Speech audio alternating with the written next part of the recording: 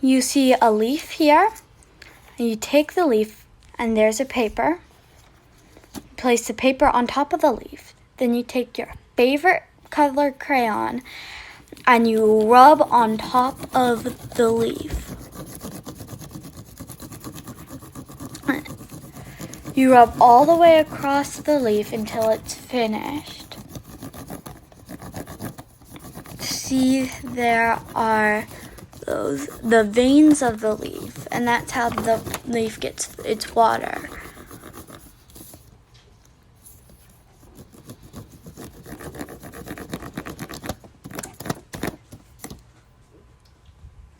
Here you see this knot. I like this tree because of all the lichen on it. You take the flat edge of your favorite color crayon and you rub it over the knot until you have a nice rubbing.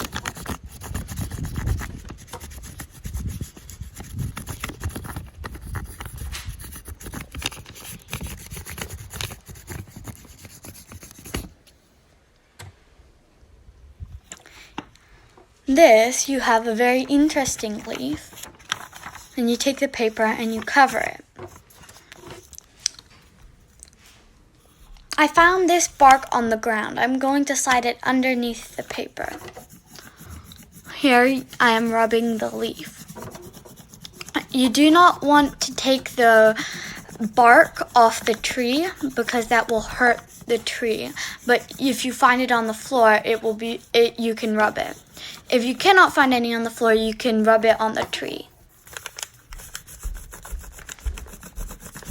See how the veins spread out? You want to get the entire leaf. And then the bark, you want to get as much as you can.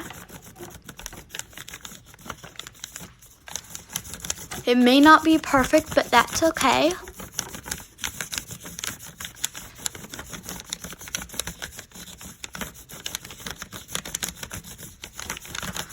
You just want to rub with the flat of the crayon because if you do any otherwise it won't turn out.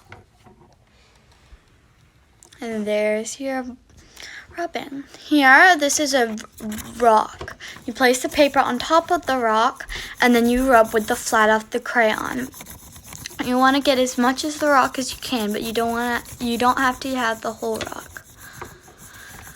Those white spots are where the bumps are, and the orange spots are the flat of the rock.